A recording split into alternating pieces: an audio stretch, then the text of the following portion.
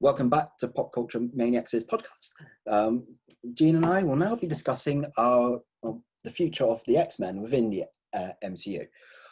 I am a fan of the X-Men. I will not lie. I watched the animated series back in the 90s. Despite the reputation that some comic book fans make with the films, I think I do enjoy the majority of them. And I would say the X-Men is probably going to be one of the biggest risks to introduce into the MCU for quite a few reasons. Sort of like obviously one of the big themes being X-Men, mutants as a whole, are discriminated against for having superpowers, which might be a bit that peg might be a bit harder to insert in the MCU when you have Thor, got Iron Man, Spider-Man, and Hulk, who are all celebrated as heroes, and then you got a whole other set of superpowered beings hated just for who they are. And obviously, with the I have made some notes for later for what we discussed. But I thought I would give you my quick pitch to try and introduce the X-Men into the MCU. So this is how I envisioned it. My choice of villain would be Mr. Sinister, because he hasn't been used as a villain in the films yet. I think Magneto has been overused as a villain. I think the way I would try and introduce mutants into the MCU means it probably wouldn't be wise to make Magneto the first villain anyway. The way I would introduce mutants would be that they are a small but growing population. The bulk of mutant births came in about 2008, so the same year Iron Man came out. So by the time an MCU X-Men film will come out, the majority of mutants would be in their teens to maybe their mid-20s at the oldest. There'll still be a few older X-Men like Xavier, Wolverine, and all that hovering about. It's why mutants could grow this is my idea, that mutants could grow as a race under the radar with all the events of the rest of the MCU going on. This is my basic story pitch is. I'll start with a prologue in the past, like in either the 19th century or maybe during World War I, with Nathaniel Essex experimenting on himself. Finding he's given himself mutant powers. Then I have a montage with all the news footage of experiments being conducted, home footage of people with mutant powers, just to show the slow, gradual growth of mutants up until the modern day. If you ever seen Years and Years, the BBC HBO show, thinking of a montage like that. Then flash forward to the modern day, where have Xavier doing a bit of trying to convince Kitty Pryde's parents that all is good. There's nothing to worry about mutants. Yes, their numbers are rising. Bit of exposition for the audience as well. Have Scott and Jean as his two main students, being teachers. They're sort of in the early stages of their relationship. I would make Cyclops and Jean central to this story because, well, they've been done a dirty in the previous films, especially Cyclops.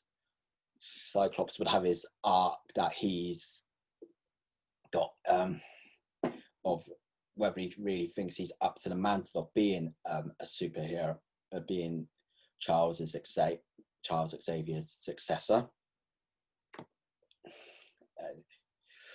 And whether he's up to leading the X-Men into battle. Anyway, back to my story. Sinister recruits Gambit as is to do some stealing. He get information on mutants. So Sinister creates a diversion for the X-Men so he gets his apostles out wrecking havoc in New York City or whatever, whilst Gambit breaks into the X-Mansion. Then the news will report on this superhero battle, thinking and saying maybe we should be worried about mutants. Gambit discovers that what Sinister's doing is actually really bad, and he ends up, despite being a thief, he does have a certain level of conscience.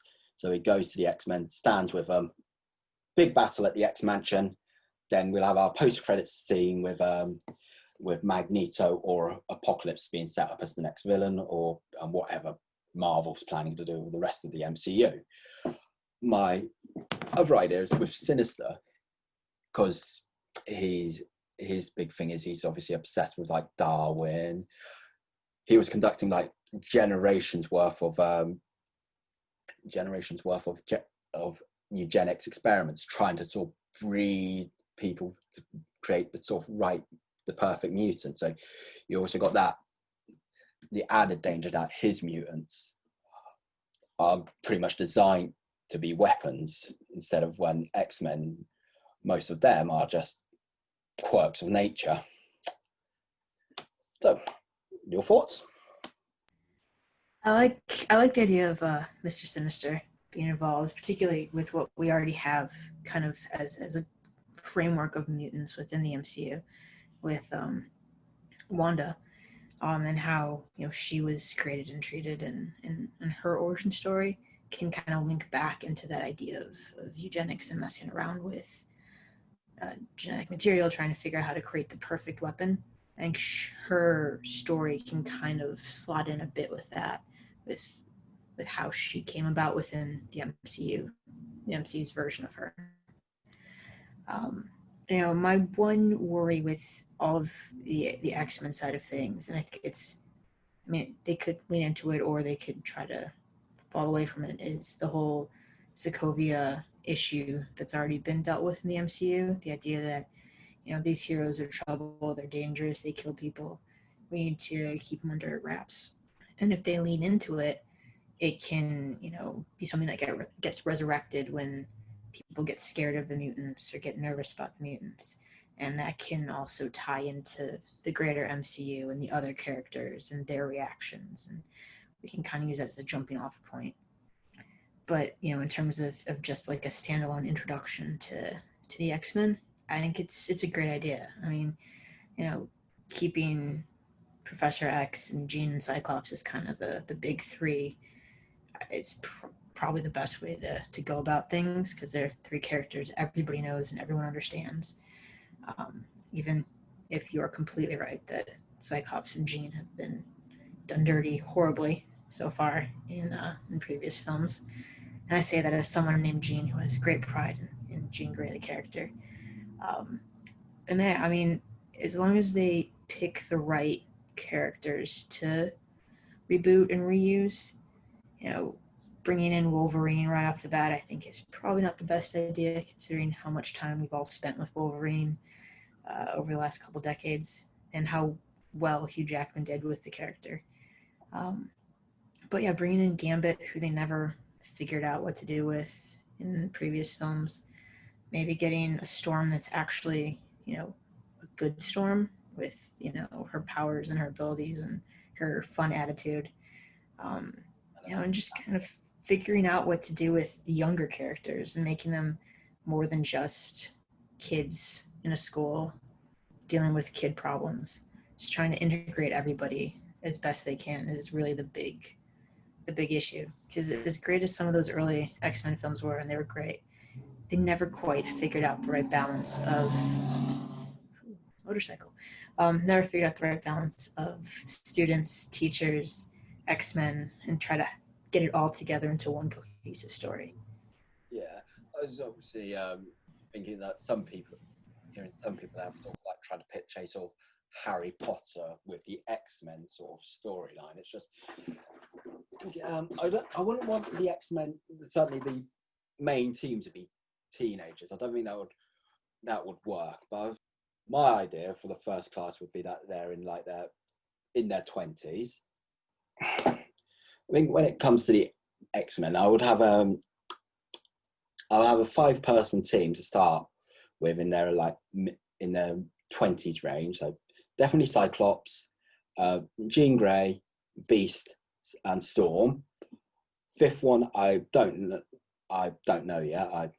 Admittedly, in my own article, I said Kitty Pryde as a 13-year-old, but obviously this is all pretty much fan fiction at the moment, because Marvel, I am available to write it, but I know that this is just how I would do it.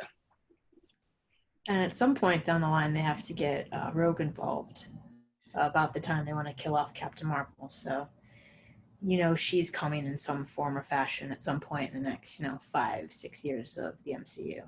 There's also there's some more broader issues with the X-Men franchise. I think one of the biggest for me is how they're going to update Magneto, because there's going to be a point when he's going to be too old to be a Holocaust survivor, even if he survived it like as a very small child.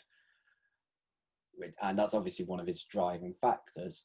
He's seen humanity at its worst. He's seen people, that a whole regime being organized to kill off of people just for who they're born as. My guess is they're just going to have to update it to another atrocity, something like Srebrenica during the Bosnian War. But I think, obviously, Holocaust is just so well known. I think he's going to be a very hard character to update. I mean, it'll be that kind of change is something that I think will get a large portion of the X-Men fan base up in arms. And you're right, though. Unfortunately, there's a number of atrocities throughout the 20th century that they could use as the baseline for how Magneto became Magneto. But in doing that, they will have to make key racial or ethnic changes to the character to have it work.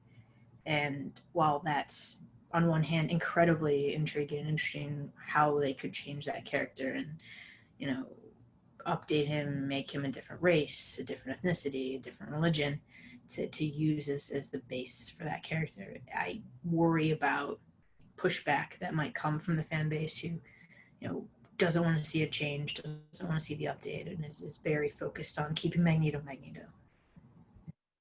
Yeah, exactly. It's just the only other way I can think of that they could do it is if they might do it like a special similar to like the Ultimate series of comic books, where they could update the characters for another universe, and use that because that's how Nick Fury was played by Samuel L. Jackson, because Nick Fury originally was a white guy who fought in World War II, and the Ultimate series pretty much made him look like Samuel L. Jackson. Obviously, his version is probably more well known than the original version. Yeah, I mean, it'd be cool to swap in a new reality, a new dimensional character, a new Magneto that got pulled from a different realm, and that would be another way to loop in other MCU characters. Doctor Strange is hanging out in the multiverse, and and a Magneto hitches a ride, and it's a completely different Magneto who decides to wreak havoc. Or it's an interesting way to pull in new versions of characters that will both distance the MCU from the Fox universe, and then also help explain away changes that could make fans a little angry. Just sort of looping back, I think Marvel would eventually do their version of the Dark Phoenix storyline. I think the problem with the Fox series was there was not much build-up with the relationship between Scott and Jean. That really needs to be central for like about two or three movies before they actually do the Phoenix storyline, because it was obviously such a weighty decision on Scott, on Cyclops. Plus, if there's more establishment in the relationship between Cyclops and Jean, when Wolverine comes to the picture, is not good.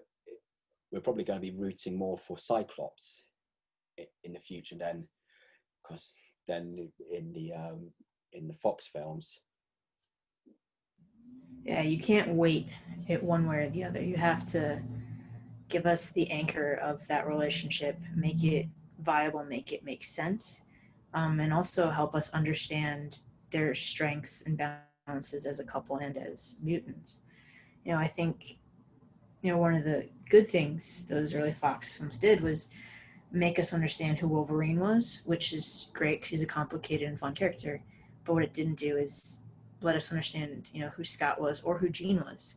All we knew was their powers, and Jean became a prize to be won, so that when she finally turned into Phoenix, there wasn't much for us to understand from a character perspective. And they killed off Scott before we even got a chance to see him react to Jean as Phoenix. So I think if they take, a movie or two to really focus on that relationship, possibly even show them, getting together. We don't have to see them already together. We can go on that journey with them, and it'll give us, some sort of buy-in to who they are and how they got there before we even introduce Wolverine to the picture. And if we care about the characters, we care about what they've gone through to get to this point, it'll help us care about the lengths they have to go to try and save Jean and save the world. And I think that's really what's been missing, is that if we don't care about the characters, and this is something I write constantly in all my reviews, because it's something that's so prevalent, unfortunately. If we don't care about the characters, we don't care when they're in danger. We don't care when they're struggling. And if we don't care, then why does it matter if they live or die? And in order for a Phoenix story to become the linchpin of an X-Men series, and something that we look back on and think, gosh, that was incredible, we have to do the work to care about the characters. Exactly. I think it's with the X-Men within the MCU, they could probably get away with a lot more of the cosmic stuff, because I think the problem with not a problem, the Fox films went for quite a grounded approach. But I mean, especially with like the first three films, it meant they couldn't do like the cosmic stuff with the Phoenix. Now they can, because obviously you've got like with X-Men, they had like things like the Shi'ar Empire, and they had Cyclops' dad was a space jammer, and it's all like a sort of Guardians of the Galaxy kind of thing. So the Phoenix story will probably work a lot better within the MCU than it ever did in the Fox films. Oh yeah, absolutely. I mean, if people can already understand Guardians of the Galaxy and not bat an eye, then throwing the X-Men into space with aliens is not going to be a problem for anybody to buy into. There's also the other thing with the X-Men is one of their key components is that social theme, that discrimination they suffer. Obviously, I think with obviously around the world, racial issues are still important. So I think there is that level of that is always going to be present within the X-Men. See, they were also turned into sort of a metaphor for gay rights, and especially during the noughties. I think there are other avenues they can go, sort of like discrimination that like Muslims face, because you got a few fringe lunatics cause trouble, and then everyone gets painted with the same brush. And one other areas is, especially my pitch, if most mutants are young, it can add that sort of generational conflict, because especially like older people not knowing whether to trust younger people. Yeah, that would be a particularly interesting one.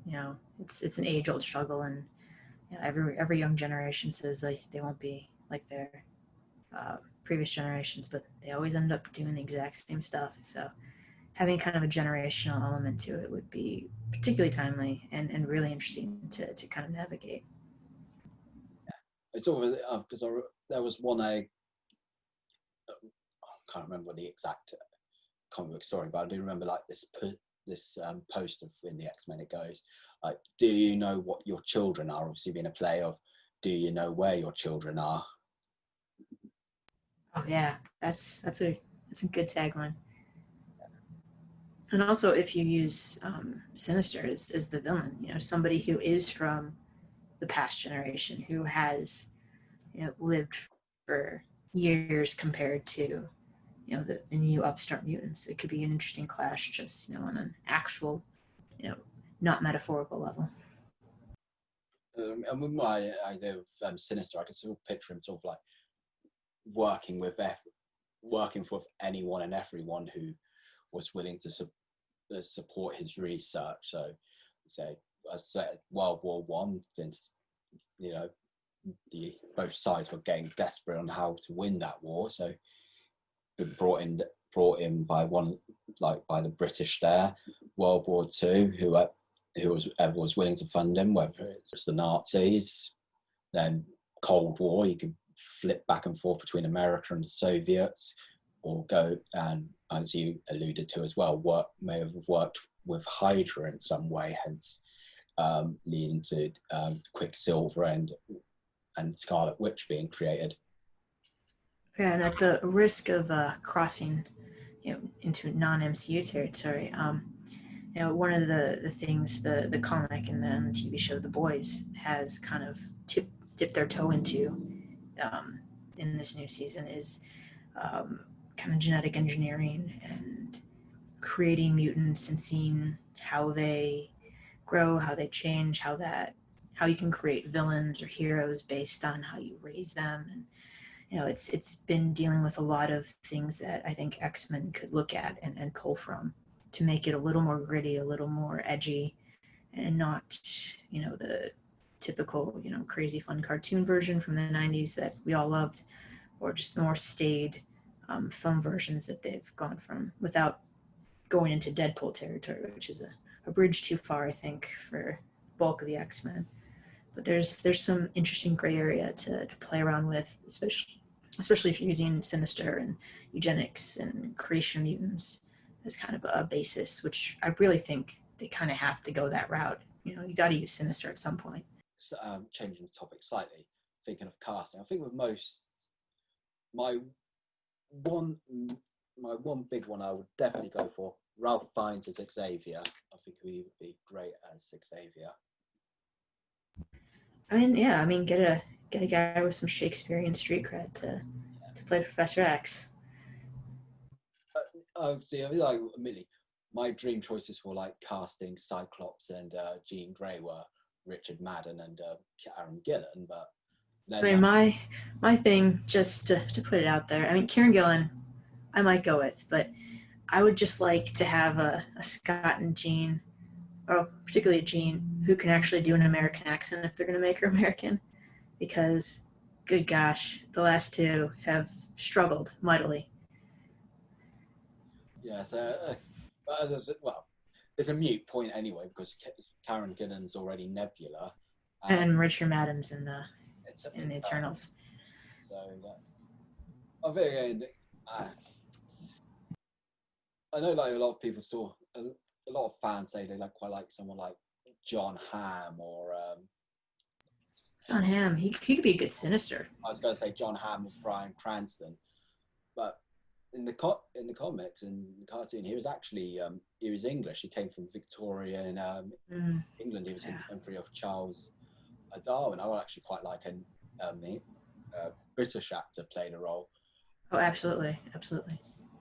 I know in my article I said someone like Clive Owen or loads of candidates. I heard like Tom Ellis. I quite like someone like David Tennant, former Doctor. He'd be delightfully evil. Yeah. And as I said, since the Netflix shows are discarded, it's not they could bring him in, not worry about continuity on that front.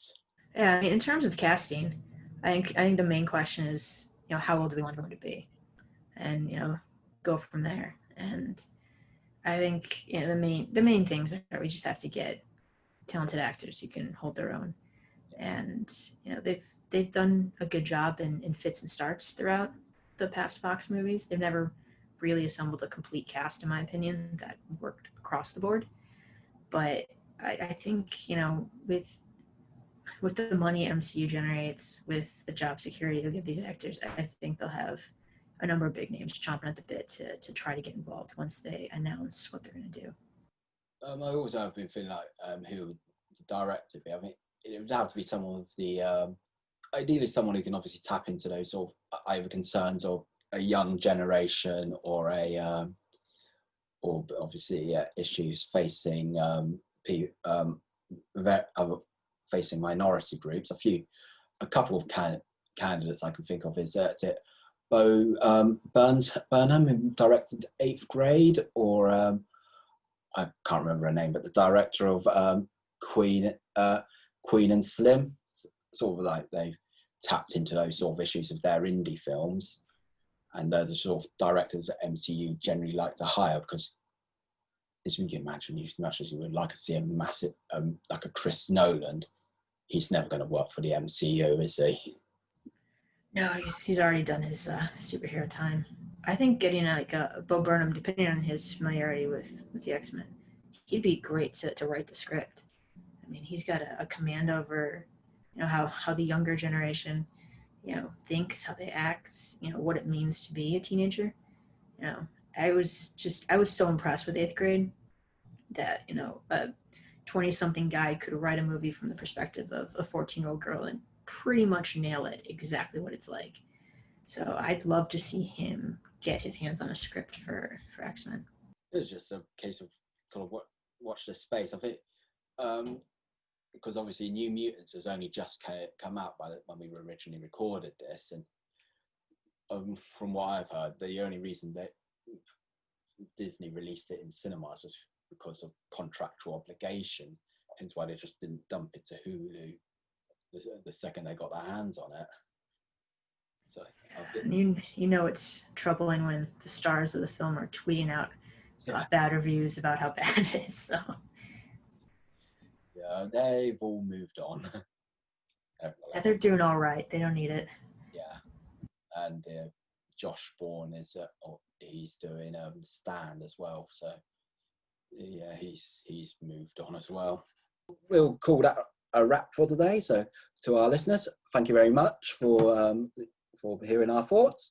If you like what you heard, like us on Facebook, Twitter, and subscribe to our channel, and obviously like us on Instagram.